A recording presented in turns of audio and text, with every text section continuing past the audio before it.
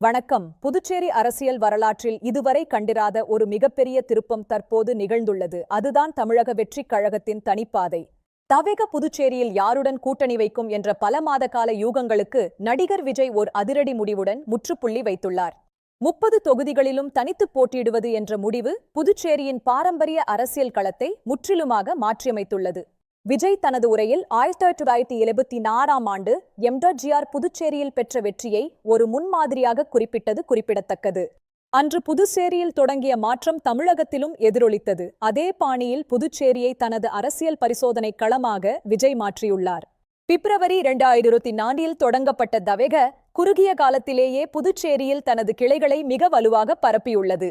புதுச்சேரியின் 30 தொகுதிகளும் மிகச் சிறியவை. இங்கே வாக்குகளை பிரிப்பது என்பது வெற்றியை தீர்மானிக்கும் காரணியாக இருக்கும். முன்னதாக தவேகாலும் என்.ஆர். காங்கிரஸ் அல்லது அதிமுகவுடன் கூட்டணி அமைக்கும் என்று பல்வேறு தரப்பினரால் நம்பப்பட்டது. முதல்வர் ரங்கசாமியின் நிர்வாகத்தை விஜய் பாராட்டியது கூட்டணி பற்றிய எதிர்பார்ப்புகளை இன்னும் அதிகப்படுத்தியது.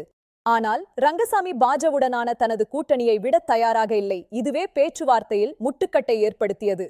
மதச்சார்பற்ற கொள்கையை தீவிரமாக பின்பற்றும் விஜய் பாஜ இருக்கும் கூட்டணியில் சேர முடியாது என்பதில் உறுதியாக இருந்தார்.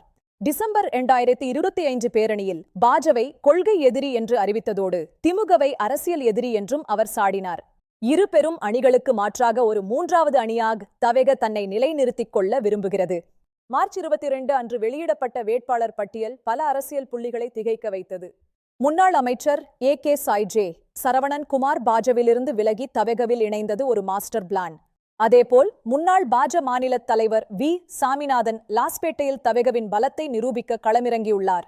முன்னாள் M.A. தனவேலு மற்றும் ஓய்வு பெற்ற DIG சந்திரன் ஆகியோர் தவேகவின் நிர்வாகத் திறனுக்குச் சான்றாக உள்ளனர். புதுச்சேரிக்கு மாநில அந்தஸ்து என்ற தவேகவின் கோரிக்கை அங்குள்ள பொதுமக்களின் உணர்வுகளுடன் ஒத்துப்போகிறது. AFID ஆலை போன்ற மூடப்பட்ட ஜவுளி ஆலைகளை திறப்பது விஜயின் முக்கிய தேர்தல் வாக்குறுதிகளில் ஒன்றாகும். ரேஷன் கடைகளை மீண்டும் திறந்து பொது விநியோக திட்டத்தை வலுப்படுத்துவோம் என்பது ஏழை மக்களின் ஆதரவை பெற்றுத்தரும். காரைக்கால் மீனவர்களின் பாதுகாப்பு மற்றும் வாழ்வாதாரத்தை தவேக தனது தீர்மானங்களில் முன்னிலைப்படுத்தியுள்ளது. தவேகவின் மதச்சார்பற்ற நிலைப்பாடு சிறுபான்மையின மக்களின் வாக்குகளை பெறுவதற்கு ஒரு பெரிய வாய்ப்பாக உள்ளது. வாரிசு அரசியலுக்கு எதிராக விஜய் முன்வைக்கும் விமர்சனங்கள் மாற்றத்தை விரும்பும் புதிய வாக்காளர்களை கவர்கிறது. தமிழகம் மற்றும் புதுச்சேரி முழுவதும் 70,000க்கும் மேற்பட்ட பூத் ஏஜென்ட்களை நியமித்து களப்பணியை தீவிரப்படுத்தியுள்ளனர். கட்சியின் உறுப்பினர் சேர்க்கை 1.5 கோடியை தாண்டியுள்ளது. இது விஜயின் செல்வாக்கிற்கு ஒரு பெரிய சான்று. சமூக வலைதளங்களில் தவேக முன்னெடுக்கும் பிரச்சாரங்கள் இளைஞர்கள் மத்தியில் ஒரு பெரிய அலையை உருவாக்கியுள்ளது. முழுமையாக தனித்து போட்டியிட்டாலும் நேருவின் BNMK கட்சியுடன் உள்ளூர் அளவில் ஒரு புரிதலை தவேக வைத்துள்ளது. புதுச்சேரி தேர்தல் இப்போது திமுக காங்கிரஸ், என்.ஆர். காங்கிரஸ் பாஜ மற்றும் தவேக என மும்முனை போட்டியாக மாறியுள்ளது. தவேகவின் வரவு ஆளும் கூட்டணியான என்.ஆர். காங்கிரஸ் மற்றும் பாஜவை தனது தேர்தல் வியூகங்களை மறுபரிசீலனை செய்ய வைத்துள்ளது. அதேபோல் எதிர்க்கட்சியான திமுக மற்றும் காங்கிரசும் தங்களது வாக்கு வங்கி சிதறுவதை தடுக்க தீவிர முயற்சி எடுத்து வருகின்றன. விஜயின் நட்சத்திர அந்தஸ்து புதுச்சேரி மக்களின் வாக்குகளாக மாறுமா என்பதே இப்போதுள்ள மிகப்பெரிய கேள்வி.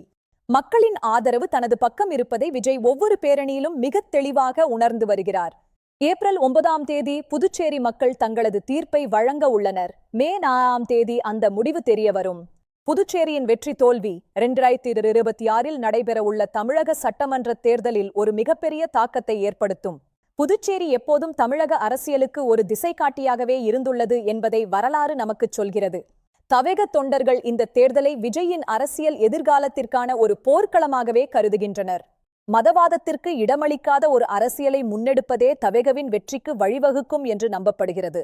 அனுபவம் மற்றும் இளமை கலந்த இந்த வேட்பாளர் பட்டியல் புதுச்சேரி வாக்காளர்களை கவரும் என்று எதிர்பார்க்கப்படுகிறது.